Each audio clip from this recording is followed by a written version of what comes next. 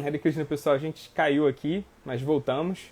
Então, vamos nessa, vamos retomar. Eu não sei exatamente onde caiu aqui, mas o ponto, né, que a gente estava falando quando caiu, não sei exatamente, né, assim, onde a gente estava quando a gente caiu, mas o ponto é o seguinte, né,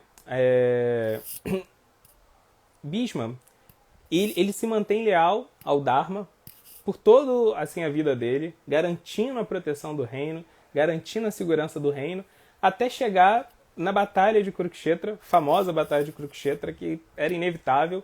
E na Batalha de Kurukshetra é justamente o ponto onde a gente vai começar a falar sobre essa característica muito interessante que Bhishma tinha em relação à devoção dele, que é o tema central assim, que a gente quer conversar um pouco hoje. Então, na Batalha de Kurukshetra, Bhishma ele luta do lado dos Kurus, ele luta do lado que era contrário ao Dharma, por causa de um voto, por causa de um compromisso que ele tinha, né? Então, de novo, ele estava lutando no lado oposto ao Dharma, mas devido ao próprio compromisso que ele tinha com o Dharma, o compromisso que ele tinha com a palavra dele, né?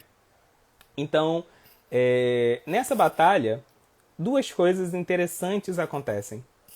Uma é que ele era muito apegado a Arjuna, aos seus sobrinhos netos, né, aos Pandavas, de uma forma geral. E quando ele luta com Arjuna muitas vezes, são muitas batalhas intensas, ambos eram guerreiros incríveis, mas com certeza ele era superior a Arjuna. Em nenhuma dessas vezes ele derrota Arjuna, né? Então ele é acusado pelas pessoas do próprio exército dele, ele é acusado pelo seu outro sobrinho, Duryodhana, de estar protegendo Arjuna, de não estar lutando ao máximo da força dele, de não estar cumprindo o Dharma dele, de lutar totalmente concentrado e dedicado ali àquela batalha. Então o que ele faz? No próximo dia da batalha, ele luta com tudo, ele luta pra valer mesmo, e aí ele ataca a Arjuna, ataca Krishna, ataca a quadriga deles, e ele ataca a Arjuna de tal forma que Krishna fica muito irado, fica realmente assim irritado com ele.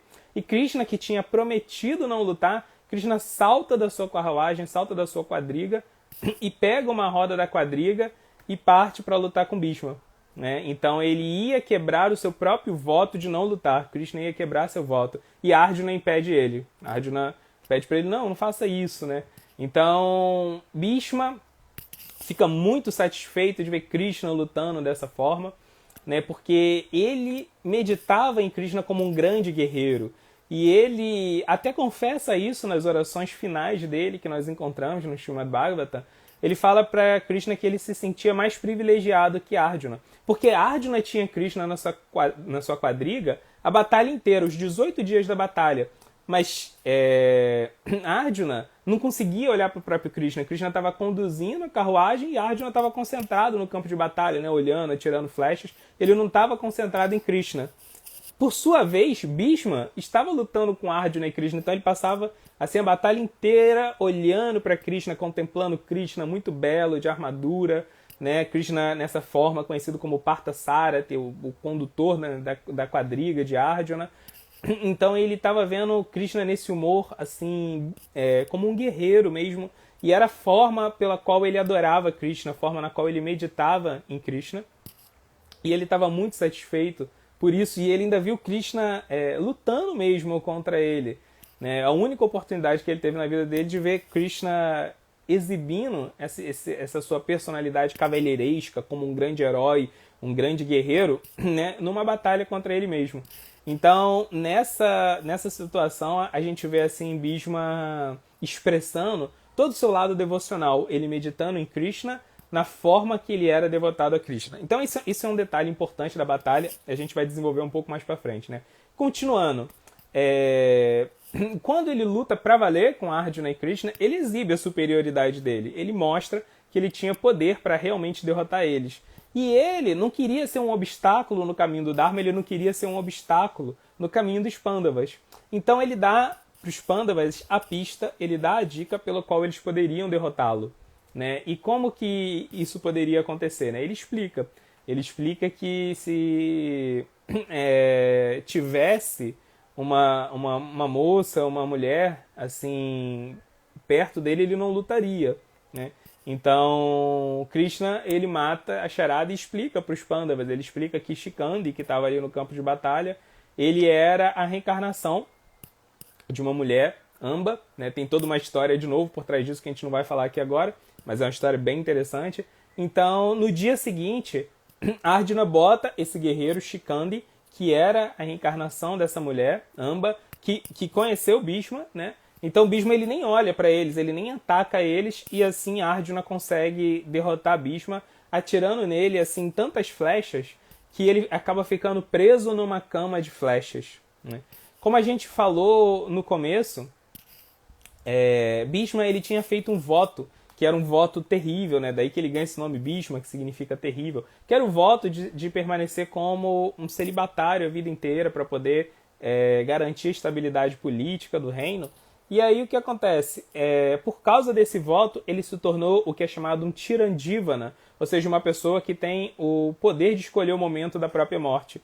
E ele entende que ele tinha mais coisas para fazer, o Dharma dele não estava totalmente completo, e ele não podia morrer naquela hora, né? Então imagina você estar totalmente cravejado de flechas, a situação extremamente dolorosa, mas ele opta em não morrer naquele momento porque ele ainda tinha deveres para cumprir nesse mundo. E ele permanece 51 dias nesse leito de flechas para poder fazer tudo aquilo que ele precisava fazer. Então a batalha de Kurukshetra termina, e quando a batalha de Kurukshetra termina, Yudhishthira, que agora tinha ganhado a batalha e tinha ganhado o trono, tinha se tornado o rei por direito, o rei de fato de todo o reino, ele vai se consultar com o avô Bhishma, vai se consultar com Bhishma, que era a grande figura, assim, a grande referência paterna que ele realmente tinha em vida.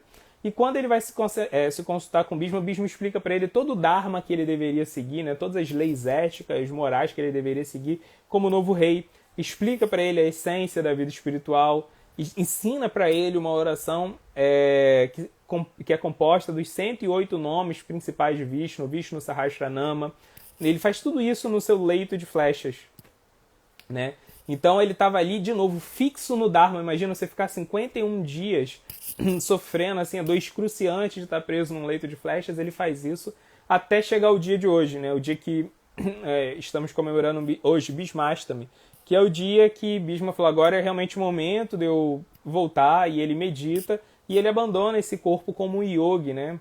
Assim, ele realmente volta para o mundo espiritual. Então, os dois pontos assim, principais que eu acho interessante a gente destacar sobre Bhishma é que Bhishma, ele, ao mesmo tempo, assim, externamente, ele estava servindo a Deus, servindo a Krishna, seguindo o seu Dharma, como um kshatriya, como um protetor. Ele protegia o reino, e ele não fazia isso só porque isso, por exemplo, era a natureza psicológica dele, porque naturalmente ele agia como um guerreiro, porque ele agia como um estadista. Também, né, isso também era a natureza. Sabemos que a nossa vocação, a nossa natureza, a nossa inclinação psicológica está diretamente ligada ao nosso Dharma, à nossa missão pessoal. Então, assim, Bhishma, ele tinha essa natureza, mas ele fazia tudo isso com desapego. Ele fazia isso tudo com o espírito de Jagya, né? Jagya é um termo importante. Jagya significa aquilo que faz a conexão, ou seja, aquilo que permite a gente se conectar a Deus, né? É uma palavra cognata com yoga, né? Que é união.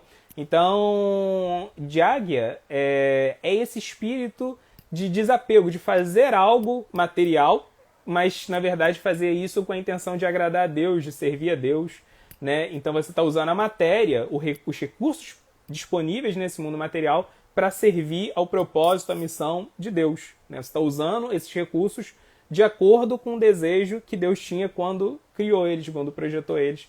Então, esse espírito de desapego era extremamente presente em todas as atividades de Bhishma. Se ele cuidou do reino, se ele fez o que ele fez, se ele esteve envolvido em jogadas políticas, se ele esteve envolvido em batalhas, tudo isso, na verdade, foi para servir a Deus. Ele não tinha nenhum interesse, ele abdicou do trono, ele abdica de todos os seus interesses pessoais, né? Então, ele estava externamente totalmente ocupado em servir a Deus.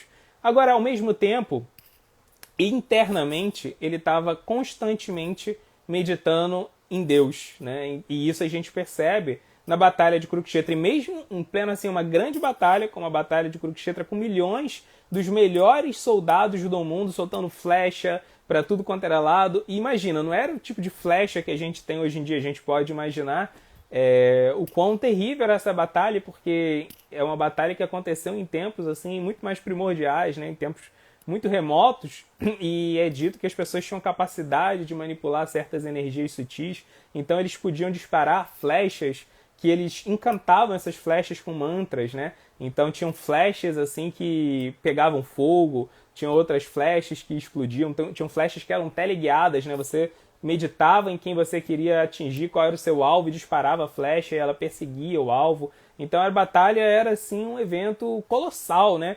E no meio dessa batalha, Bhishma estava totalmente absorto em pensar em Krishna, na forma que ele amava Krishna como um grande guerreiro Parthasarathi, né?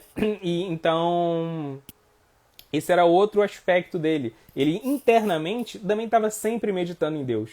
E esses dois trilhos, né, esses dois aspectos da devoção têm que se tornar presentes na nossa vida. A gente tem que estar externamente ativo em agir nesse mundo material, mas com uma consciência espiritual. Ao mesmo tempo que a gente tem que meditar em Deus, né? A gente tem que meditar na nossa relação com Ele.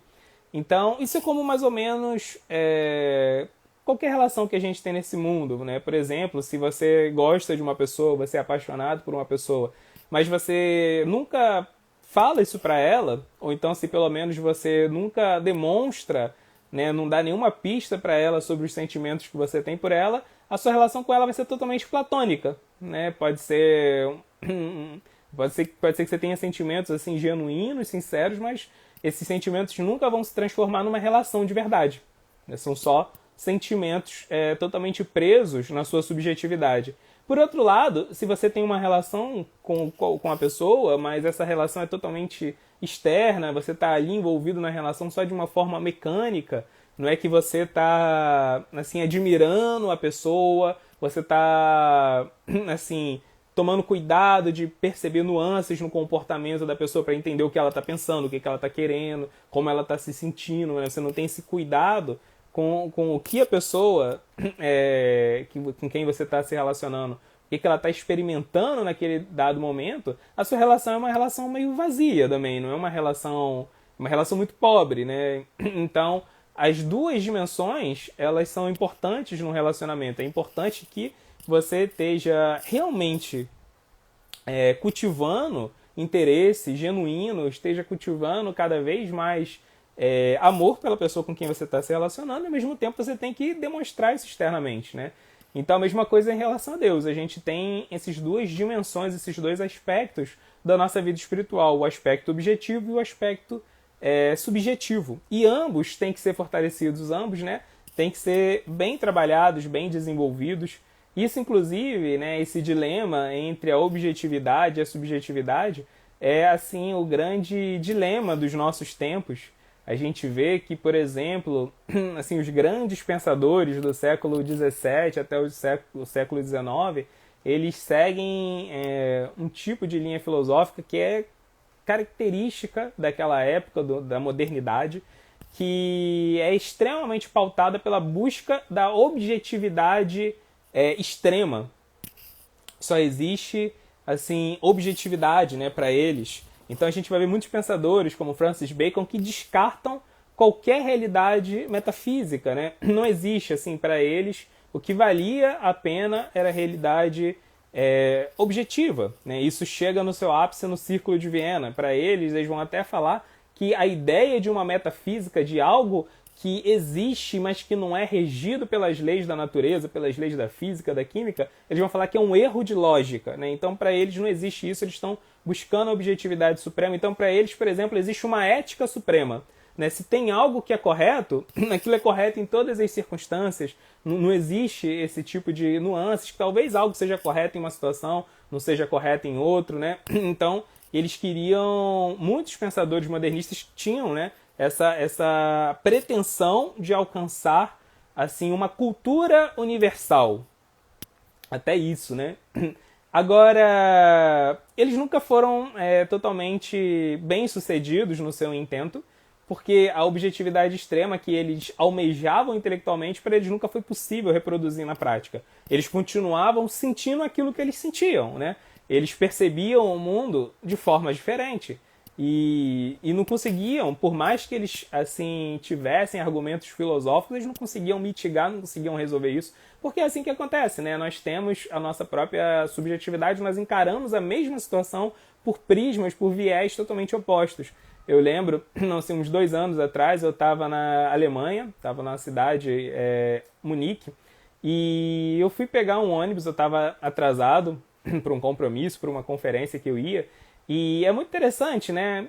Assim, grandes cidades assim da Europa, você tem em Munique era esse o caso, né? Você tinha, por exemplo, uma espécie de GPS no ponto de ônibus, onde você sabia a distância que o ônibus estava, né? Então eu estava atrasado, mas eu sabia que o ônibus que eu tinha que pegar estava chegando, né? E isso para mim me trouxe um conforto. Eu fiquei muito feliz de ter esse tipo de informação ali fácil, disponível para mim. E o ônibus também estava um pouquinho atrasado, mas estava assim, tipo 2 minutos atrasado, e eu fiquei muito feliz, né? Agora, quando eu subi no ônibus, imagina, né? Eu, carioca, assim, tô acostumado a esperar por ônibus, assim, com 40 minutos de atraso, ônibus que você espera por horas e ele nunca aparece, você nunca sabe o porquê, né? Então, saber que meu ônibus estava 2 minutos atrasado, assim, era para mim, assim, um grande alento, né? Eu tava muito feliz, assim, muito satisfeito naquela situação. E quando eu subi no ônibus, assim, atrás de mim tinha uma senhora alemã que tava, assim, vermelha, né? E ela, enfurecida, tirando foto do ônibus, do placar que mostrava a hora que o ônibus tinha que chegar e a hora que ele estava chegando, de fato. E ela começou a gritar para o motorista que, assim, o que ele pensa que ele atrasou 2 minutos, né? Assim, atrasou o dia dela, né? Então, para ela, aquilo ali era uma ofensa gravíssima. Atrasou 2 minutos, né? Imagina. Ela não podia esperar isso, assim. Mas para mim, imagina, criado no Rio de Janeiro, era muito favorável, né? Saber que, inclusive, meu ônibus estava 2 minutos atrasado, mas ele estava já chegando. Então, a mesma situação, mas a gente experimentou de formas totalmente opostas, né? Então, a modernidade, ela tem essa busca pela objetividade extrema e fracassa totalmente nesse sentido. Mas, a partir do século XX, a gente entra na pós-modernidade e, assim, seus exageros subjetivos. Por exemplo, para a pós-modernidade, o que vale é a subjetividade, né? Como você experimenta, como você entende o mundo.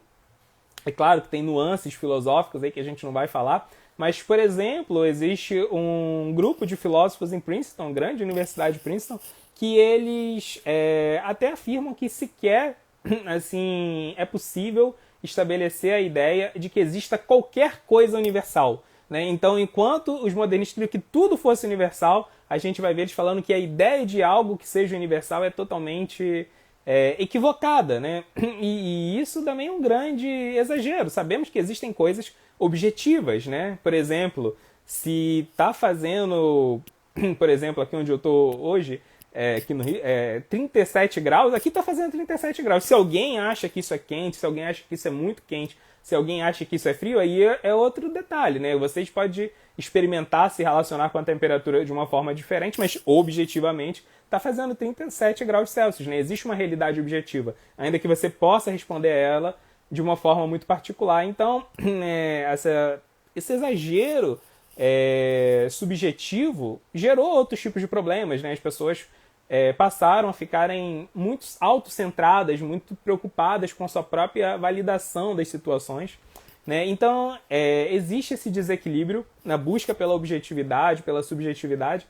E tem um filósofo chamado Søren Kierkegaard que ele vai dar uma solução incrível para isso. Ele fala que Deus ele é assim a fonte tanto do reino objetivo quanto a fonte do reino subjetivo. Então ele fala que a única forma da gente conseguir superar as nossas crises existenciais que nascem justamente desse choque da objetividade com a subjetividade, ele vai falar que a gente se conectar em Deus, né? A gente consegue assim, experimentar Deus de forma subjetiva no mundo objetivo e a gente consegue ter uma relação objetiva com Deus dentro da nossa subjetividade, né?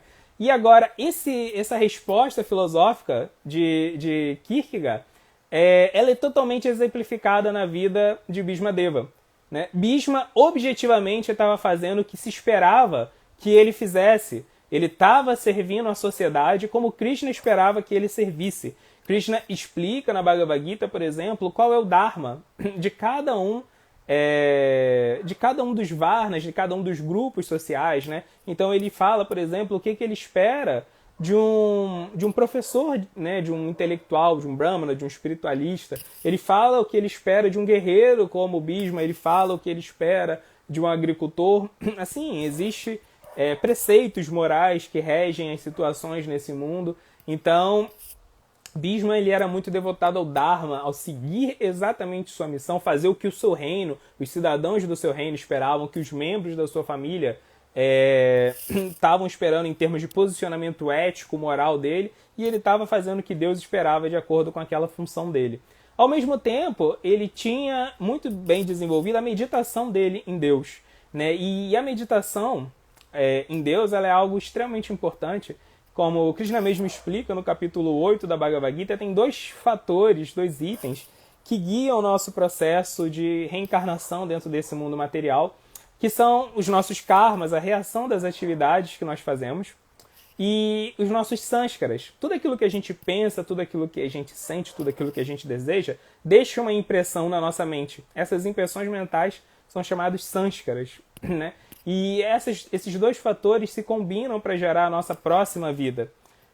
Então, se nós temos pensamentos materiais, se nós temos ações materiais, nós obviamente vamos ter karma, vamos ter reações a essas ações materiais e vamos ter impressões materiais assim, povoando e influenciando o nosso subconsciente. Por isso vamos ter que nascer de novo. Dependendo desse tipo de karma e dependendo do tipo de sânskaras, de impressões mentais, nós vamos ter determinados tipos de nascimentos diferentes. Agora, isso passa até pela transcendência. Se a gente quer transcender esse mundo e, de fato, se a gente quer se envolver, se conectar a Deus, nós precisamos ter ações puras, ações que não sejam tangidas pelo karma. Como que o karma surge? O karma ele é a reação, mas não de qualquer ação. O karma é a reação de uma ação egoísta, né? Então, o karma ele tem um caráter pedagógico. Quando você tem uma ação que possui algum tipo de viés egoísta, você origina um karma dali, né? Se é uma ação explicitamente maliciosa, você vai ter um karma negativo. Se é, às vezes, até uma ação boa, uma ação piedosa, mas você tem intenções pessoais por trás daquela ação, no grau que você tem, na mesma medida que você tem intenções pessoais, você vai ter um karma positivo, né? E esses karmas positivos e negativos vão se manifestar de formas diferentes, vão ensinar lições diferentes pra gente, mas ainda assim vão nos manter presos, atados a esse mundo material, né? Então, se você não quer ter karma nenhum, você tem que ter uma ação que seja transcendental. O que é uma ação transcendental? Uma ação que não parte dos seus próprios desejos, dos seus próprios interesses. Sejam eles piedosos ou impiedosos. Você tem que ter uma ação que parta, na verdade, do desejo de Deus. Isso é o Dharma. O Dharma é você agir como Deus espera que você haja, né? Aí é a expectativa dele, e a expectativa de Deus é transcendental. Então, na verdade, a reação que vai surgir na sua vida não é uma reação ao seu desejo material, é uma reação ao desejo transcendental de Deus. Você vai se situar na transcendência, né? Então, a gente tem que ter ações puras, precisamos seguir o Dharma, né? Então, precisamos estar ativamente ocupado em ações nesse mundo que sigam os parâmetros éticos que o próprio Deus estabelece, que o próprio Deus revela para a humanidade. Agora, ao mesmo tempo, a gente tem que meditar em Deus, porque a única forma da gente purificar os nossos sanskaras, essas impressões mentais, é meditando em Deus, né? Agora, meditar em Deus, como o próprio Krishna fala, inclusive tem que ser a meditação, a lembrança que nós temos que ter no momento da nossa morte, a última coisa que a gente pensa em vida, exerce uma influência tremenda no nosso processo de reencarnação. Então, a última lembrança que nós temos que ter, o pensamento mais forte que nós temos que ter, tem que ser em Deus. Agora, como o próprio Prabhupada fala no 4º canto do Bhagavatam, é muito difícil você pensar em Deus na hora da morte, com todas as dificuldades assim, fisiológicas que esse momento reserva, se você não treinou isso em vida, se você não se apegou a Deus em vida, né? Então, Prabhupada explica que tem 3 níveis de meditação: Dharana, Dhyana e Anusmriti. Dharana é quando a nossa mente está muito influenciada pelos modos da ignorância, da paixão, né, pelos nossos desejos pessoais, pelos nossos rancores, pela letargia que é típica desse mundo, pelas nossas preferências pessoais. Então, nesse estágio, a gente tem que fazer um esforço quase que mecânico para garantir que a nossa mente repouse no objeto de meditação, né? Ou seja, a gente tem que se forçar a pensar em Deus. À medida que a gente vai fazendo isso e à medida que a gente vai cultivando o modo da bondade, nós vamos passando a realmente nos apegarmos, a nos interessarmos por Deus, e aí a lembrança a Deus passa a surgir de forma espontânea. A gente adentra, então, aí no segundo estágio, no estágio de dhyana. O estágio de dhyana é aquele estágio que a meditação em Deus ela surge automaticamente. A gente naturalmente lembra de Deus, porque agora a gente já está se apegando a Ele. Então, a gente vê coisas nesse mundo que vai fazer com que a gente se conecte a Deus, né? Pode ser que você esteja fazendo algo que, inclusive, aparentemente não é uma atividade devocional, mas você, né, de Deus, está vendo ali um filme e aí tem um diálogo que te lembra assim, alguma mensagem que Krishna dá na Bhagavad Gita. Aí pronto, né? Você se conecta a ele, você está vendo uma notícia no jornal, qualquer coisa desse tipo, né? Você consegue se conectar a Deus a partir de experiências, inclusive, que parecem que não são a priori devocionais. Krishna ele até ensina na Bhagavad Gita Vibhuti Yoga. A palavra Vibhuti significa opulência. Então a yoga das opulências, não é você meditar que assim todas as maravilhas desse mundo são opulências de Deus, né? Então ele fala lá que assim, né, todas as coisas grandiosas desse mundo remetem a ele, o tubarão, o vento, a lua, o sol, né? Então ele vai assim dar pistas de como a gente pode meditar nele a partir de todas as experiências do cotidiano. Então esse é o estágio de dhyana, o estágio que a nossa meditação ela surge já com certa espontaneidade. A gente ainda tem o nosso compromisso, né, com uma prática de meditação, mas ao mesmo tempo a gente já tem assim, lembranças de Deus que surgem espontaneamente, mas ao mesmo tempo a gente ainda tem muito apego a coisas materiais. Então, do mesmo jeito que esses apegos que a gente tem por Krishna fazem com que a lembrança a ele surja automaticamente, os apegos que nós temos por coisas materiais fazem com que essa lembrança também se perca automaticamente, a gente se distraia com outras coisas, né? Então, esse é o segundo estágio, dhyana. E à medida que a gente vai cultivando ele, a gente chega em Anusmriti, o terceiro estágio, né? Então, Smriti é a lembrança e Anu é aquilo que segue. Aquilo que segue naturalmente nossa lembrança, nossa meditação, ela vai ser contínua. Esse estágio também é chamado de Samadhi, né? Estágio de equanimidade, porque né, você vai estar o tempo todo imerso em consciência de Krishna. É aquele estágio que você está sempre se lembrando de Krishna e nunca se esquecendo dele. Porque você se apegou tanto a ele que qualquer experiência que você tiver vai ser uma experiência que de alguma forma você vai lembrar de Krishna, inclusive a experiência da morte. Então, nesse estágio de meditação, você está totalmente seguro, porque independente do que você experimente no momento da morte, você vai fazer a conexão natural, essa experiência vai, de alguma forma, provocar, vai acionar um gatilho em você que você vai se lembrar de Krishna. Então, Prabhupada fala que nós temos que treinar em vida, nós temos que treinar para poder avançarmos o máximo nesse estágio de meditação, para a gente estar o mais protegido possível, o mais garantido possível, quando esse momento chegar, o momento da morte, né? Inclusive no quarto canto do Bhagavatam, é dito que existe uma febre chamada Vishnu Jwara, né? Assim, um estado fisiológico que toma o nosso corpo, que impede a gente de pensar aquilo que queremos pensar no momento da morte. No momento da morte, a gente vai pensar naquilo que foi o nosso principal pensamento durante toda a vida, né? Então não tem jeito, se a gente quer pensar em Deus na hora da morte, temos que pensar nele em vida, né? Por isso temos que meditar nele. Agora, como que tem que ser essa meditação? Né? Então os acharyas, os mestres da nossa tradição, vão falar que essa meditação ela tem que ser com raça, ela tem que ser com doçura, a gente tem que experimentar, saborear um relacionamento com Deus. Né? Quando a gente saborear essa relação com Deus, naturalmente a gente vai se conectando a ele, vai se apegando a ele, né? Existe um sentimento que é chamado Pareshanubhava. Pareshanubhava é saborear o controle supremo de Deus.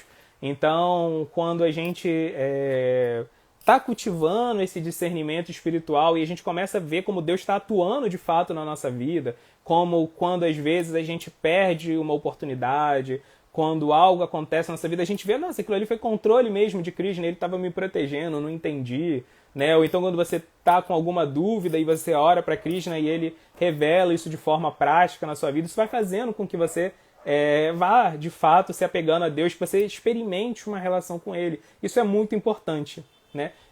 Mas é importante, e a gente sabe disso, que é importante a gente cultivar uma relação específica com Krishna, né? Nós temos que amar a Krishna de uma forma pessoal. E nós não gostamos de pessoas de forma genérica, né? Não tem, assim, às vezes a gente gosta de uma pessoa, a pessoa pergunta, qual é a relação que você tem? Você, eu não sei qual é a relação que eu tenho com aquela pessoa. Não sei se ela é minha amiga, não sei se, né, não sei se eu tenho uma relação conjugal com ela, não sei, assim, é uma relação aí amorfa, uma relação... Não é assim que acontece. A gente tem relações diferentes, distintas, com cada tipo de pessoa que faz parte da nossa vida. É a mesma coisa com Krishna, né? Então existem as diferentes raças, as diferentes doçuras devocionais. E esse, assim, é um dos pontos mais importantes, assim, que existe na nossa filosofia, entender essas doçuras. Existe, por exemplo, Shantarasa. Shanta significa paz, pacífico, né? Então é dito que no mundo espiritual tem almas que elas são, assim, espectadoras das atividades divinas de Krishna, né? Por exemplo, assim, as árvores. Krishna está em Vrindavana, então tem árvores, tem os pavões.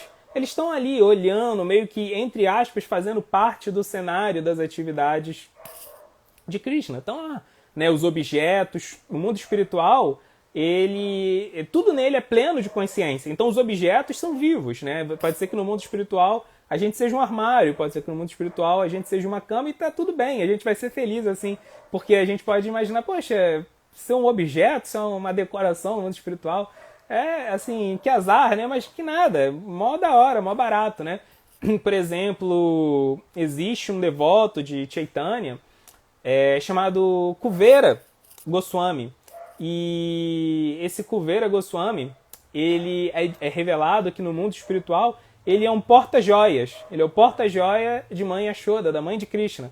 Então imagina você ser o porta-joia de Mãe Yashoda, quando ela vai escolher as joias que ela vai botar em Krishna a cada dia. Aí você tá lá, né, e você ajuda, dá palpite na joia que Krishna vai vestir. Não, acho que hoje é legal usar esse colarzinho aqui, né? Você ajudar ali a cuidar de Krishna e fabricar as joias. Deve ser que ele fabrica também, né? Não sei, tô especulando aqui, mas assim, ele tem uma relação, ele gosta, né, de servir Krishna daquela forma. A flauta de Krishna, imagina, né? Krishna usa a sua flauta para tocar diversas canções. É dito que Krishna ele compõe uma canção específica para cada alma que existe em Vrindavana. Então ele tem uma canção que quando ele toca, tem uma alma em algum lugar em Vrindavana que vai falar, agora ele está tocando para mim, ele está querendo se comunicar comigo. E a flautinha de Krishna, ela é a porta-voz disso, né? Ela está sendo ali tocada pelos lábios transcendentais de Krishna, espalhando essa canção.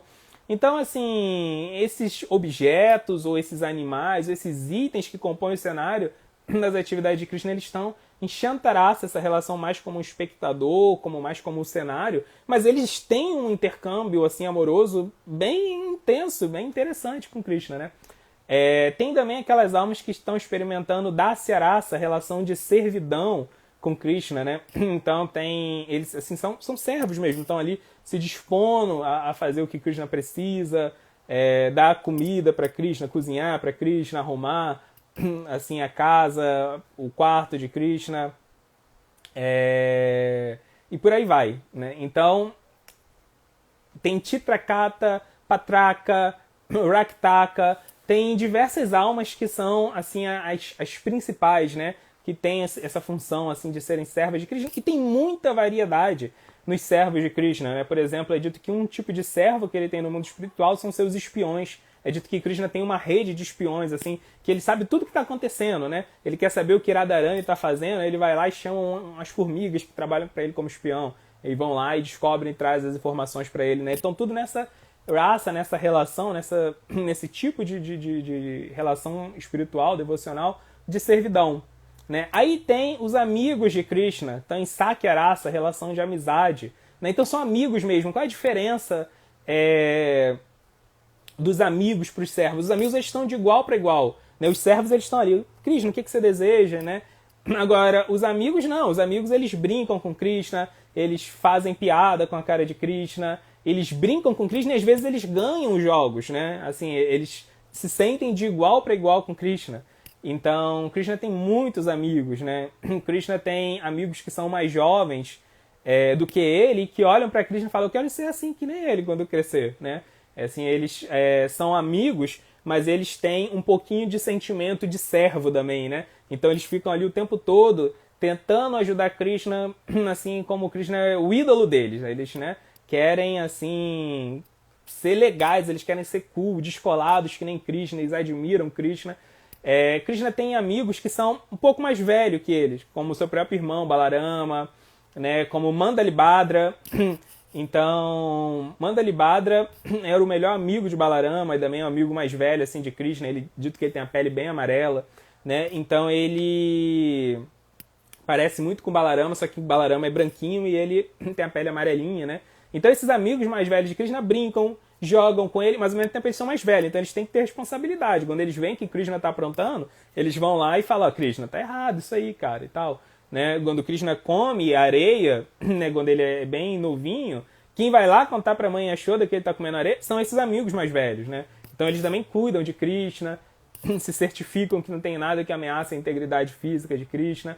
Krishna tem amigos que têm a mesma idade que ele, e são os amigos assim que ele gosta muito de participar de disputas esportivas, né? Como Shridama, como Sudama, né? Então Shridama, por exemplo, é o melhor arqueiro. Ele atira muito bem com seu arco, né? Muito melhor do que Krishna. Então às vezes eles participam de competições de arco e flecha e Shridama ganha. Fácil, né, de Krishna. E fica fazendo piada, olha, Krishna, você fala aí que você é bom e tudo, mas no fundo não é tão bom assim não, né? Então, assim, tem esses amigos, né? Porque é legal isso também, entre amigos existe. A gente presencia isso nesse mundo, né? Existe esse tipo de peculiaridade de você fazer piada com seus amigos e é legal, assim, quando o seu amigo, entre aspas, te denigre, né? Assim, faz uma piada com a sua falta de habilidade, uma coisa. Você curte isso, né? Mesma coisa Krishna. Um amigo pode fazer isso, uma pessoa que você não tem intimidade não pode, mas um amigão ali pode, né?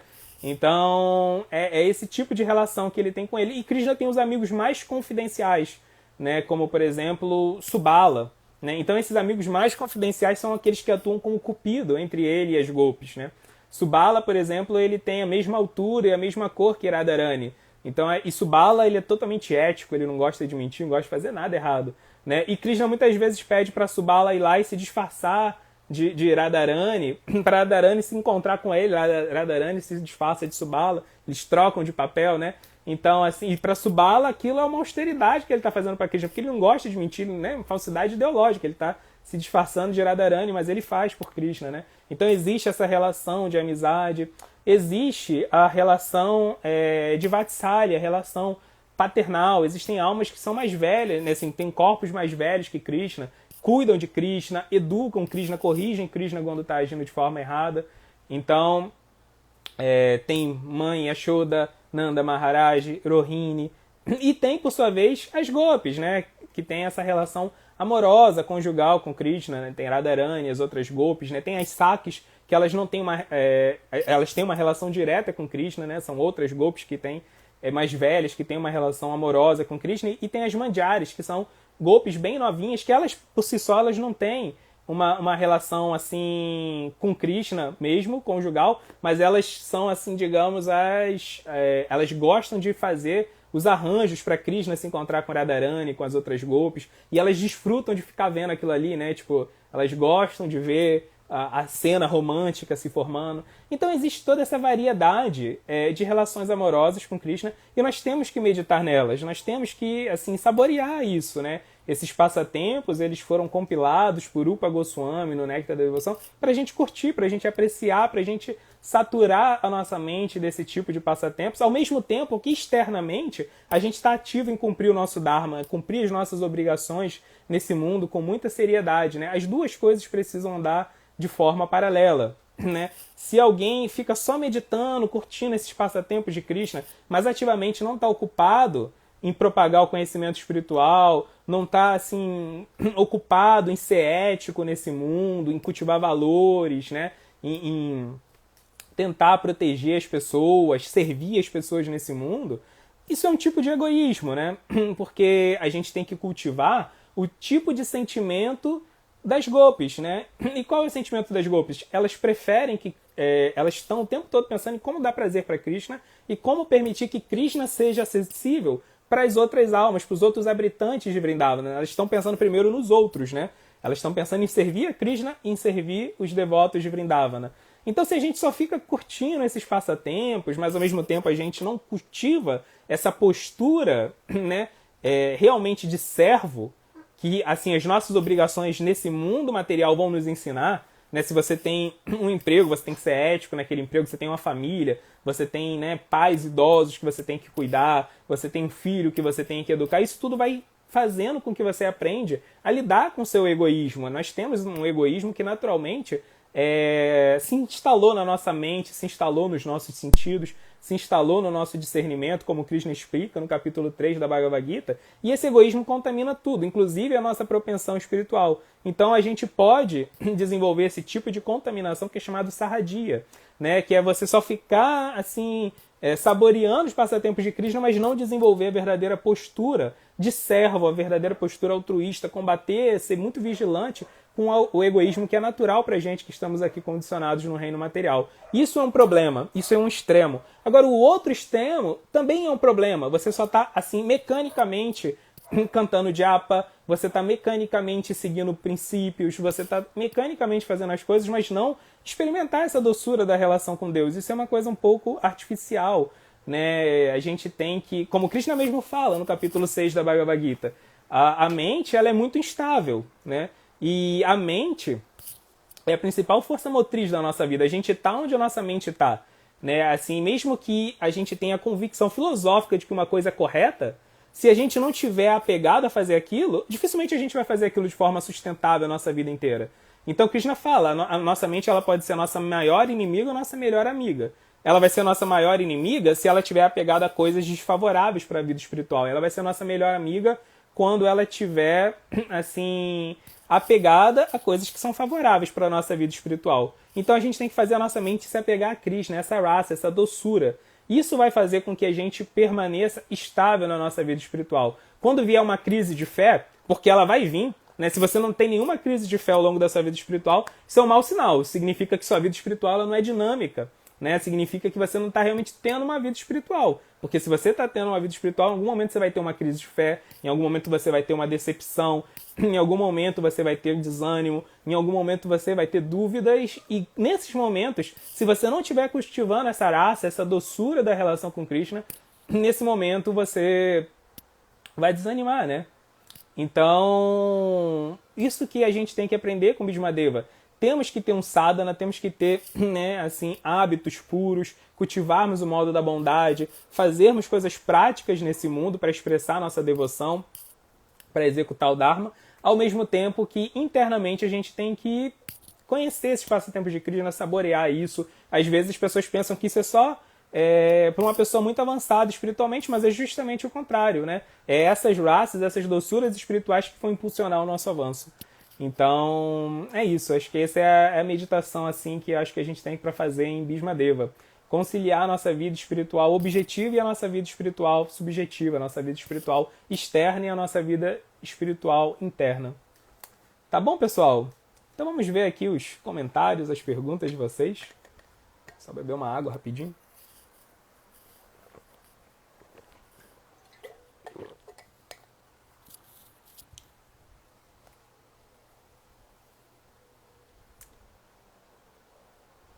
Então vamos lá.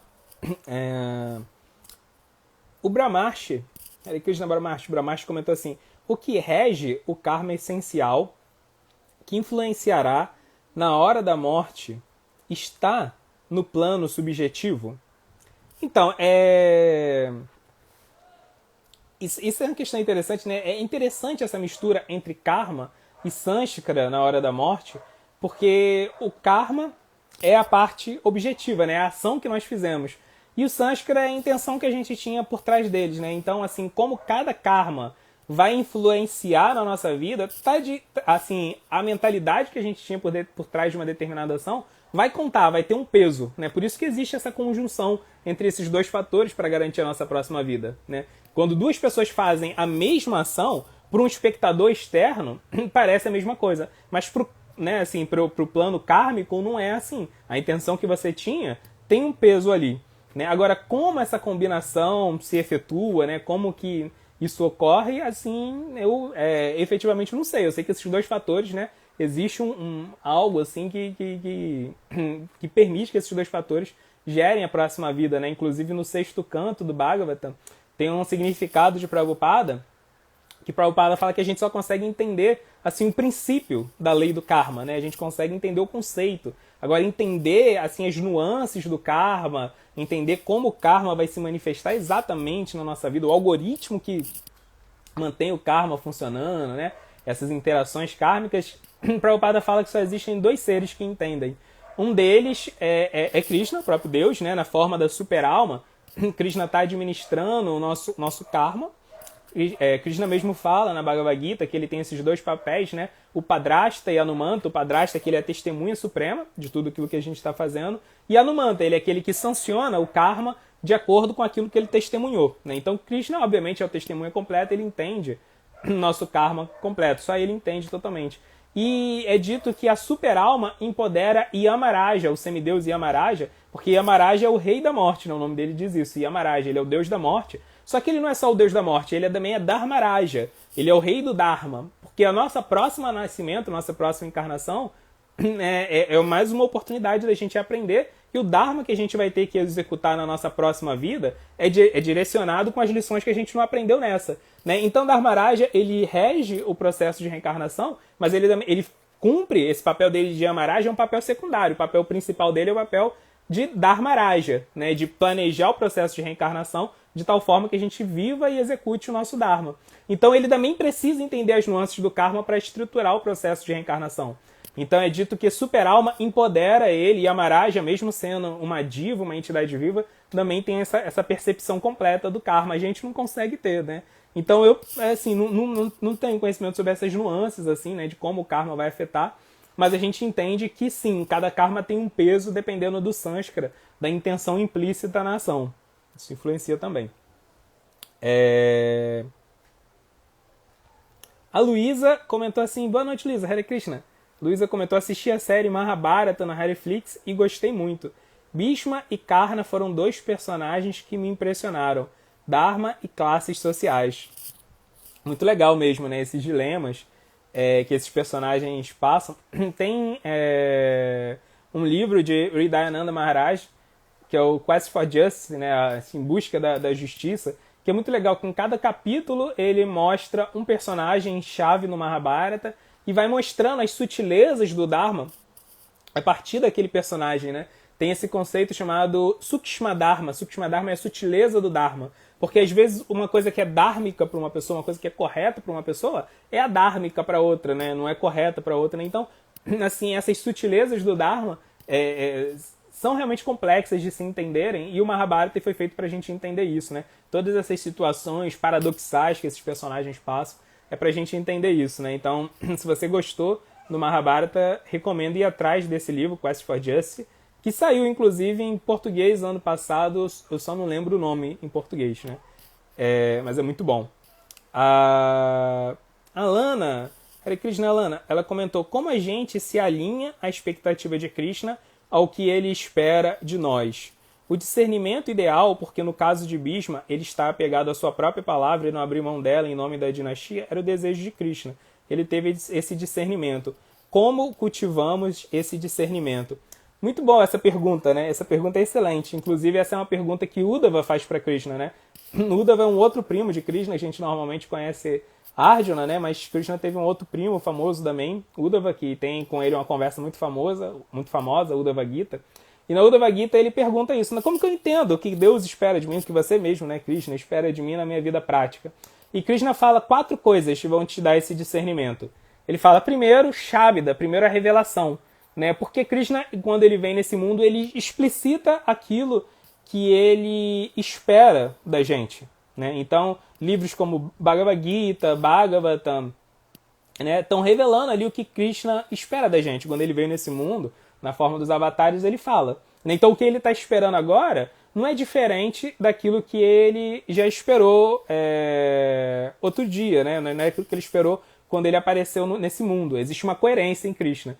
Então, Shabda, a gente precisa dessa revelação divina, né? Porque, na verdade, sozinho a gente não consegue alcançar totalmente os desejos de Krishna, né? Pelo nosso próprio esforço, pela nossa própria capacidade, nós não podemos entender Deus, nem podemos entender os desejos de Deus. Precisamos que ele se revele pra gente, né? E ele faz isso. Misericordiosamente ele vem nesse mundo como avatares e ele revela aquilo que ele espera, né? Então a primeira fonte é Shabda, a revelação.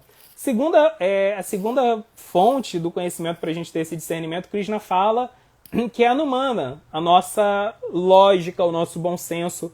Não é porque a gente tem a revelação divina que a gente assim vai lobotomizar, né, o nosso cérebro e vai assim acabar com a nossa capacidade de raciocínio, o nosso bom senso. A nossa racionalidade, ela foi dada por Krishna, né? É um grande milagre que a gente tenha a capacidade de extrair sentido das coisas nesse mundo, né? A gente olha para esse mundo e a gente consegue perceber padrões, a gente consegue fazer generalizações, abstrações, a gente consegue deduzir coisas, né?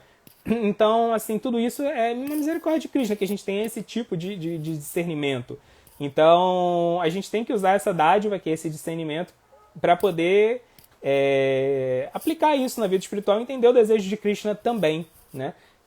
O problema é que quando a gente só discerne intelectualmente sem a revelação de Krishna, esse discernimento nosso vai ser tocado só pelos modos da natureza, né? Vai ser enviesado só pelos modos da natureza. Mas quando a gente discerne, quando a gente aplica o nosso senso filosófico, o nosso bom senso, uma vez que a gente já teve a nossa inteligência iluminada por Shabda, pela revelação divina, aí é diferente, né? Aí esse tipo, né, de especulação, esse tipo de investigação sobre o que é correto, o que é melhor para ser feito, é algo que já vai ser guiado pelos parâmetros que Krishna deu. O terceiro critério que Krishna dá é pratyaksha, a nossa experiência prática, né, aquilo que a gente percebe nesse mundo. Então a gente tem uma coletânea de experiências na nossa memória. Tem coisas que nós já fizemos e vimos que o resultado não foi adequado. Tem coisas que a gente fez e já viu que deu um resultado apropriado, né? Então essas experiências que a gente tem nesse mundo são muito valiosas. Às vezes, assim, os devotos têm uma compreensão totalmente equivocada de que as nossas impressões, as nossas experiências nesse mundo, elas são totalmente descartáveis e só o que vale a pena assim, é o conhecimento diretamente ditado por Krishna. Mas, assim, esse mundo, ele também foi construído para Krishna, para a gente cultivar experiências. É Krishna que está conduzindo o nosso processo pedagógico aqui. Então as nossas experiências, elas são valiosas sim. Elas são um tipo de revelação que Krishna nos dá indireta, né? O Shabda é revelação direta de Krishna. Agora, as experiências que a gente tem nesse mundo devem ser valorizadas, né? Na maturidade que a gente adquire com as experiências desse mundo, também são fonte desse discernimento. E por fim, Krishna fala a história. Ele fala itihasa, a história. Nós temos que conhecer a história, né? Quanto mais a gente conhece a história, mais a gente está prevenido de cometer os erros do passado. Quando a gente olha a história, a gente tem assim elementos suficientes para aplicar um julgamento racional assim, na história. A gente viu que determinados eventos desencadearam no futuro outros eventos indesejados, inadequados, né? E vice-versa. Então, é isso. Assim, a gente precisa conjugar esses 4 itens. Primeiro, e mais importante do que tudo, Shabda, a revelação divina. Depois, Anumana, lógica, bom senso. Depois, Pratyaksha, as nossas experiências. E, por fim, Itihasa, ter um conhecimento da história, né? Essa é a resposta que Krishna dá para como a gente pode alcançar esse discernimento. A Luísa comentou assim: ouvi que Kuvera era o tesoureiro dos semideuses. Não entendi bem isso. Então, tem esse Kuvera, porque o Kuvera que eu mencionei hoje é outro, né? Assim, é um Kuvera que era um associado de Chaitanya, né? Kuvera Goswami, que às vezes é conhecido como Kuvera Kaviraja, né? Que no mundo espiritual ele é o porta-joias, né? Tem esse Kuvera, mas tem um outro Kuvera, que é o rei dos Yakshas. Os Yakshas são forças naturais, são seres assim que protegem a natureza, e o chefe deles, o líder deles, é chamado Kuvera, né? E esse Kuvera, ele é o tesoureiro dos semideuses. Assim, é um termo interessante, né? Tesoureiro no sentido é porque os semideuses, eles têm artefatos, né? Artefatos assim místicos, artefatos, né, poderosos. É dito que os semideuses, eles objetificam suas seeds, seus poderes místicos, né, em objetos. Então Indra tem seus raios, né, e por aí vai, né?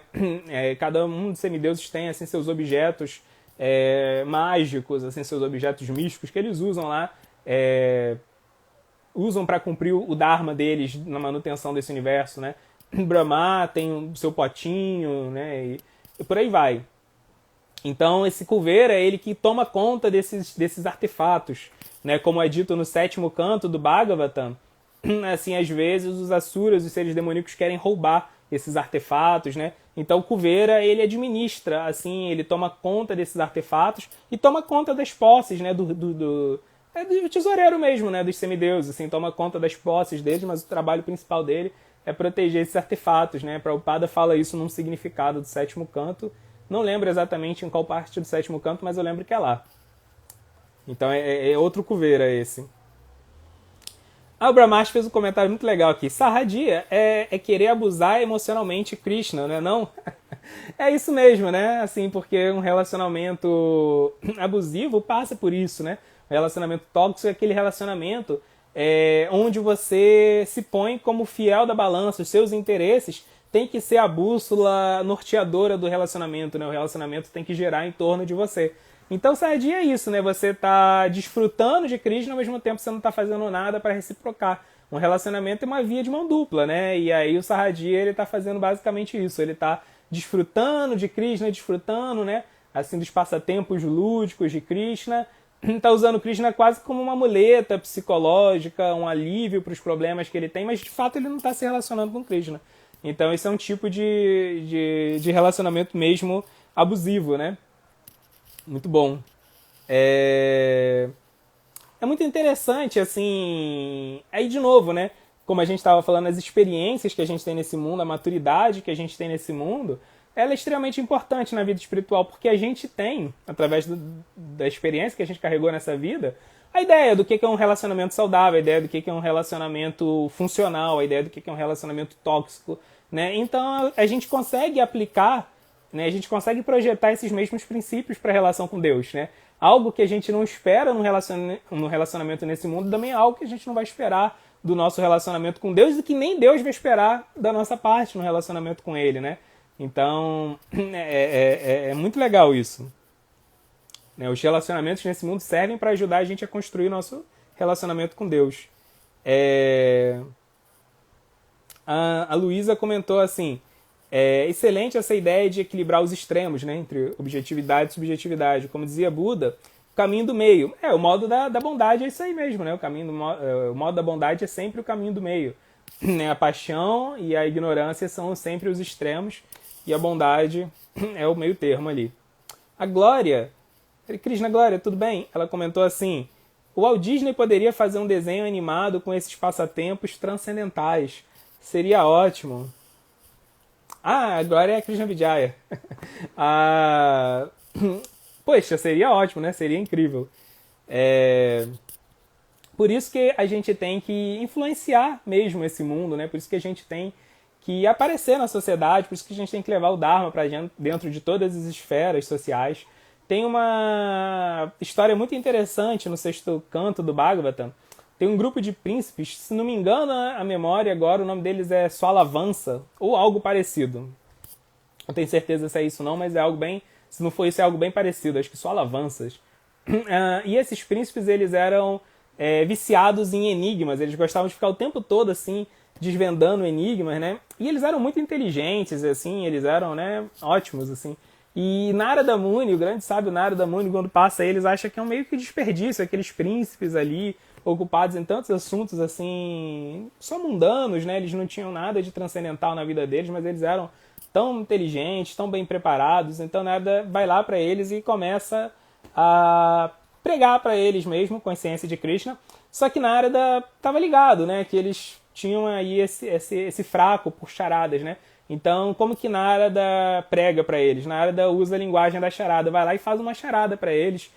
Charada muito maluca lá, né? Que tem uma cidade, nessa cidade é uma cidade vazia, só mora um sujeito lá nessa cidade, tem um poço cheio de espinho no final, tem uma estátua em formato de raio, que toda vez que bate um vento, a estátua muda de formato, e aí tem uma prostituta que joga esse homem dentro do poço, um negócio assim meio maluco, né? E aí ele fala isso e vai embora. E aí os caras ficam ali tentando, debatendo, tentando adivinhar aquela charada assim, né, fissurados aí naquilo. E depois eles não conseguem resolver a charada e Narada volta e explica para eles a charada. E assim, a explicação da charada é a essência da consciência de Krishna. Explica que eles não são um corpo, explica qual é a meta da vida, explica o que é a transcendência, e eles prestam muita atenção naquilo porque era na linguagem que eles gostavam, era na linguagem das charadas.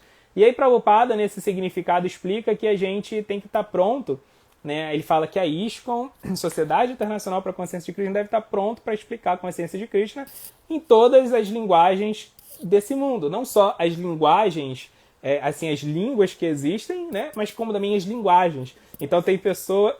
por exemplo, assim, tem pessoas assim, interessadas em conhecimento acadêmico. Então tem que ter alguém que explique consciência de Krishna em linguagem acadêmica. Tem gente que está interessada em arte, tem que explique consciência de Krishna através da arte, né? Quem sabe conversar, se comunicar, dialogar com cada público, né? Então é muito importante isso. E com certeza, se rolasse aí um Disney, ia ser sucesso. Seria muito legal mesmo. A Ana comentou também como cultivarmos uma intenção pura em relação a Krishna. A intenção atrás da intenção, atrás da intenção. Porque às vezes tenho dúvidas se minha intenção é tão sincera quanto acho que é. Então a única forma da gente cultivar essa intenção totalmente pura é começar a tentar se relacionar com Krishna com a nossa intenção que não é totalmente pura agora mesmo. Não tem jeito, né? A gente tem que passar por esse processo de Anartha Nivriti, né? Recebe esse nome técnico, Anartha Nivriti. Artha é meta, né? Então Anartha é aquilo que nos tira da meta. E então a gente tem que fazer um processo de Nivriti, de limpeza, de purificação desses anartas. E isso é um processo demorado, porque existem muitos tipos de anartas, né? Existem muitos tipos de impurezas que nós temos. Então tem um tipo de impureza que é chamado Asati Trishna. Asati Trishna é a gente se apegar a algo que é irreal, a algo que é desfavorável para a nossa vida espiritual, se apegar a uma coisa que é material e desvantajosa, né? Então, apegos assim grosseiros, a coisas grosseiramente impuras, né? Por exemplo, se apegar à intoxicação, esse tipo de apego, né? Se apegar a fazer fofoca, se apegar a falar mentira, se apegar, né, assim, essas coisas que são bem grosseiras mesmo, né? Então, como a gente combate esse tipo de impureza? A gente combate esse tipo de impureza com conhecimento, né? Então, o conhecimento vai fazer com que a gente tenha a clara percepção de como né? Assim, a gente às vezes não tem dimensão completa de como essas coisas são prejudiciais. O conhecimento vai dar essa força que a gente precisa. Aí tem um segundo tipo de impureza que é chamado Hridaya Dolabhyam, né? Uma fraqueza no coração. Esse tipo de impureza está ligado ao fato de você não querer fazer algo errado, mas você acabar fazendo simplesmente porque você está viciado naquilo. Porque você já fez muitas vezes no passado, ou porque você já fez em outras vidas e está trazendo aquela impressão, né? Então você tem a intenção correta, mas você não tem a força para levar a cabo essa intenção. E aí o que você precisa para combater essa fraqueza no coração? Precisa de força, né? E como você consegue essa força? Com sadhana, né? Você consegue isso com uma prática diária forte. Por isso que precisamos ter uma prática diária, né? Precisamos cantar japa, precisamos estudar, precisamos nos esforçar todos os dias para poder desenvolver essa força, né? Se você vai na academia e faz um monte de exercício um dia só e depois só volta na academia no outro mês, você não vai ficar forte, né? Você só vai ficar dolorido. Então você precisa ter constância para você se tonificar fisicamente e espiritualmente a mesma coisa. Vale o mesmo princípio. E o terceiro tipo de impureza são as aparadas, né? Aparadas são assim, posturas ofensivas que nós temos em relação a Deus, em relação às outras pessoas, né? Posturas inadequadas, né? São vícios comportamentais que a gente tem que demonstram o egoísmo que nós estamos sentindo mesmo.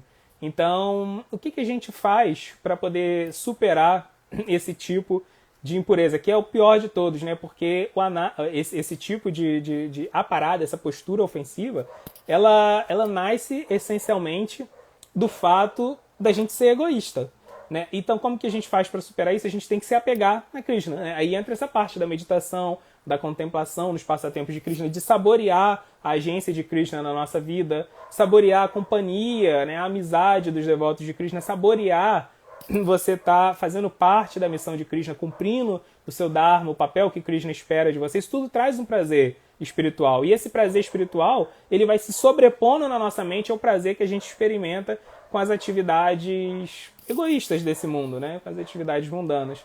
Então a gente precisa de prazer também na nossa vida espiritual, desse prazer espiritual.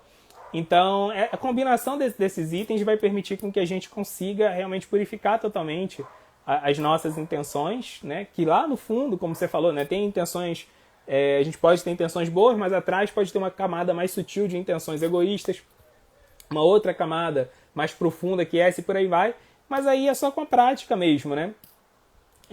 Esse processo é como uma fisioterapia. Quando você vai fazer uma fisioterapia, no começo você tenta lá mexer o membro que está lesionado, o braço, a perna, e aí no começo você nem consegue, depois você consegue, mas com dor, sentindo dificuldade, depois você recupera o movimento natural daquele membro. Então é a mesma coisa, a gente passa por uma fisioterapia espiritual, né? E aí no começo a sua intenção não pode ser tão pura, mas depois vai ficando um pouco mais pura, né? Essa preocupação excessiva que a gente tem com a nossa pureza também pode ser um equívoco, também pode ser um tipo de egoísmo, né? A gente está tão preocupado em ser tão puro que a gente acaba às vezes perdendo o ponto mais importante, que é a gente servir os outros. A gente só vai desenvolver essa pureza que a gente está buscando justamente quando a gente viver uma vida ativa de serviço ao próximo, né? Então, na medida, a gente tem que estar preocupado, obviamente, com a nossa pureza, mas a gente também tem que estar preocupado em servir, né? Não dá para ter uma vida que a gente fique só preocupado em garantir que eu estou mais avançado, mais elevado, né? Então a gente tem que cuidar disso de forma orgânica dentro de uma vida ativa de serviço, né? Essa preocupação é saudável, mas também, de novo, ela tem que ser equilibrada com a nossa preocupação em servir. Vamos lá. A Krishna Vijaya também perguntou: mesmo que o nosso karma impeça um avanço mais profundo, podemos orar a Shri Krishna e pedir para que ele interfira, permitindo que possamos pular algumas fases? É uma boa pergunta, né? Assim, podemos, né? Podemos orar para Krishna, devemos orar para Krishna. Vandana, essa postura contemplativa, essa postura de oração para Krishna, ela é um dos principais serviços devocionais, né? Ela é listada por Prahlada Maharaj como um dos 9 principais processos de serviço devocional. Então, temos que orar mesmo para Krishna, ajudar a Krishna a orar para Krishna pedindo ajuda para ele, para a gente superar nossos obstáculos, para a gente superar nossas anartas, nossas impurezas, nossos karmas. Sem a ajuda dele, a gente não vai conseguir superar completamente nada disso. Então, precisamos, sim, orar para Krishna, sermos transparentes na nossa oração para Krishna, admitirmos nossas falhas, admitirmos nossas tendências, né, egoístas. Temos que ter esse tipo de postura também, né, de não ser hipócrita com Krishna. A gente tem que... Ele está vendo, né, ele já é testemunha, então a gente também tem que ser muito claro, muito transparente com ele. Mas, assim, tem karmas que a gente já vai naturalmente de serviço devocional, né? Tem karmas assim que são karmas que não foram desenvolvidos ainda, né? Karmas que são bem fracos. Então só o processo de estar ocupado na vida devocional já vai eliminar esses karmas. Tem karmas que assim estão um pouco mais maduros, um pouco mais desenvolvidos, né? Então o fato da gente estar ocupado espiritualmente vai mitigar esses karmas. A gente vai até pagar eles, mas vai pagar de uma forma mais simples. Agora tem karmas que já estão muito enraizados, muito desenvolvidos, que são chamados Prarabdha Karma. Esse Prarabdha Karma, o karma que já amadureceu totalmente, esse aí não tem jeito, a gente vai passar ele. Não tem mais o que fazer, né? Porque é um karma muito forte na nossa vida, provavelmente veio de ações que a gente executou muitas vezes no passado, ou que a gente fez com uma intenção muito forte no passado, né? E esse Prarabdha Karma ele já está totalmente manifesto na nossa vida, né? Claro, para Krishna nada é impossível, ele pode fazer um milagre e remover esse Prarabdha Karma. Mas não é assim que Krishna costuma agir. Ele pode agir assim, nada impede ele agir assim. mas não é o padrão dele. O que Krishna ensina muitas vezes a gente é como lidar com esse karma, porque muitas vezes quando a gente passa por um determinado karma, às vezes aquilo só é sofrimento, a gente tem a tendência a banalizar o sofrimento, a gente sofre e não aprende, né? Então, o que acontece com Krishna é que quando a gente adiciona Krishna na nossa vida, tanto o nosso karma negativo quanto o nosso karma positivo são valorizados. A gente aprende com o sofrimento, a gente aprende com a alegria se torna uma motivação para a gente ficar mais inspirado, mais ativo espiritualmente. A tristeza serve para a gente reparar nossos erros, se tornar mais autoconsciente. Então a gente tende a banalizar tanto o sofrimento quanto a felicidade nesse mundo. E com Krishna, a gente aprende a valorizar as duas coisas passam a cumprir o seu verdadeiro propósito, né? Então esse é um ponto importante, né? Mas a gente pode orar para Krishna, pedir ajuda para ele, né? Assim, é dito que um devoto puro, ele não pede nada para Krishna. Um devoto puro, ele só pede para Krishna serviço, né? Então a gente entende que essa é a postura do devoto puro, tanto quanto a gente possa ter essa postura, tudo bem, mas ao mesmo tempo a gente tem que entender que talvez isso seja artificial pra gente, porque talvez a gente também entenda que nós não somos devotos puros, né? E é bom que a gente entenda isso, é bom que a gente entenda nossas limitações. Então não tem problema, assim, chorar suas mágoas para Krishna, confessar suas carências, ele é o nosso ashra, nosso abrigo. Então a gente tem que ter uma relação verdadeira, honesta, né, com ele. Isso também é um tipo de pureza, né? A pureza não é só querer dar uma de herói e não pedir nada para ele, tá sofrendo, né? E está sofrendo tanto a ponto de que você não está nem concentrado na sua vida espiritual. Então não tem problema não, a gente tem que ser honestos, né? Essa importância da honestidade na vida espiritual tem uma história muito interessante nesse sentido, que é com Dhruva Maharaja. Dhruva Maharaja, ele tinha o desejo de se vingar do pai dele, e ele busca se encontrar com Vishnu, busca se encontrar com Deus, para ganhar de Vishnu a possibilidade de se vingar do próprio pai, porque ele era uma criança de 5 anos, e o pai dele era o rei mais poderoso da Terra, simplesmente, né? Então, só Deus mesmo para ajudar ele. A vingança que ele queria era ter um reino maior do que o próprio pai, né? Então ele vai para o meio da floresta meditar para poder encontrar o próprio Deus, encontrar o próprio Vishnu, e aí ele vai pedir de Vishnu essa oportunidade de ter um reino maior que o pai. E aí o sábio Narada Muni encontra ele e fala, cara, sai dessa, desiste disso. Se você quer ter um reino maior do que o seu pai, busque o autocontrole. Porque se você controlar você mesmo, você está controlando um reino que é maior do que qualquer reino que qualquer rei mortal tenha, né? O reino de você mesmo, controlar você mesmo. Abandona o seu reino de vingança, perca todo o rancor. Isso é o que você tem que fazer se você quer ser melhor do que o seu pai. E aí Dhruva Maharaj fala para ele, olha, essa instrução que você está me dando é a melhor. É essa instrução perfeita. Mas eu não vou conseguir seguir. Eu não vou conseguir fazer isso aí que você está falando, não. Porque eu tô tão, assim, agitado, eu tô tão rancoroso que eu vou continuar fixo aqui no meu desejo de ser melhor do que meu pai. Então, se você tiver uma instrução que seja adequada, que seja compatível comigo, com o meu tipo de vida, com o que eu tô passando nesse momento, você pode me dar. Eu vou ser muito grato de receber essa instrução. Se você não tiver, agradeço também, mas você pode ir embora que você está perdendo seu tempo aqui comigo, né? Então, ele é, assim, bem honesto com Narada Muni. E Narada Muni fala, tá bom, então, vou te ensinar esse mantra aqui, Om Namo Bhagavate Vasudevaya, medita nesse mantra que você vai satisfazer seus desejos, né?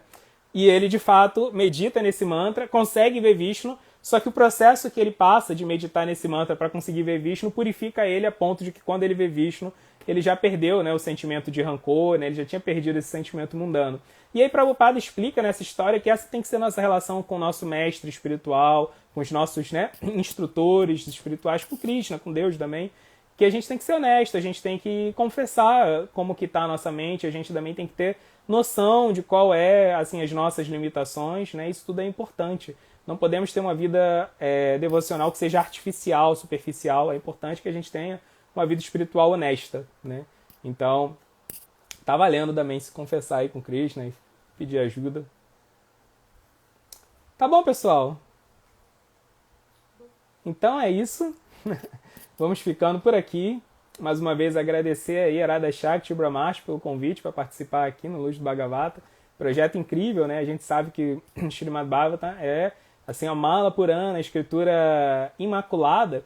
E não é só assim a escritura imaculada, a escritura que trata, né, assim, de todo o conhecimento transcendental e que fornece mesmo pra gente assim, os ingredientes que a gente precisa para neutralizar as influências de Kali Yuga. Ele é mais do que isso, né? Assim, a grande característica do Srimad Bhagavatam é que o Srimad Bhagavatam mostra a história da vida de devotos que têm todos os tipos de relação com Krishna. Devotos que amam Krishna em todas as suas formas, né? É importante a gente identificar o nosso Istadeva, a forma que a gente mais gosta de meditar em Krishna, mais se atrair por ele, né? E também é muito interessante que o Srimad Bhagavatam mostra devotos assim em diferentes estágios emocionais, com diferentes problemas, devotos assim que estavam na expectativa de ter um filho, devotos que estavam tentando resolver um grande problema social, devotos que estavam frustrados, em luto, devotos que estavam assim vivendo um momento de grande felicidade, prosperidade. Em todos esses devotos, assim, eles conseguem cruzar aquele estágio emocional que eles estavam com Krishna, com a relação deles com Krishna, né? Então, o Bhagavatam é principalmente a história que é o livro que mostra como a gente pode se relacionar com Krishna de diversas formas, né? Em diversos momentos que a gente pode estar passando na nossa vida material, como a gente pode conseguir extrair uma essência espiritual daquilo. E também é o livro que mostra assim Krishna nas suas mais variadas formas, exibindo seus mais variados humores para justamente cativar para a gente aquilo que a gente falou hoje, né? A gente meditar em Krishna numa forma que a gente esteja especificamente atraído por ele. Isso é muito importante para a nossa vida espiritual. Então, é isso. Vida longa, à luz do Bhagavata, projeto muito legal. E a gente vai ficando aqui, a gente vai ficando por aqui. É isso, pessoal. Tenham um bom final de semana. Fiquem com Krishna. Srila Prabhupada, Ki Jai.